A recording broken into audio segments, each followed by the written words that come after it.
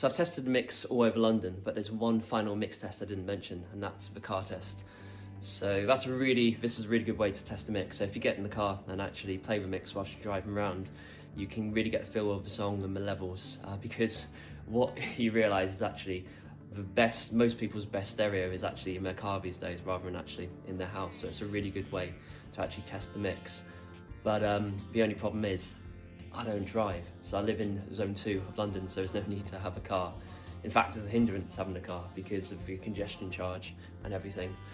But yeah, so I need to find a friend with a car who's willing to sort of drive me around. But to be honest, I think the easiest thing to do is actually just to take an Uber and actually drive around and see what it sounds like.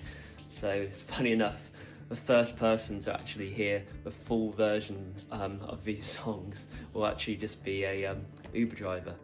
So I hope they like them. But yeah, it is a really good way to test the mix. I've sort of done that in the past with other tracks I've mixed, and it really gives you a feel.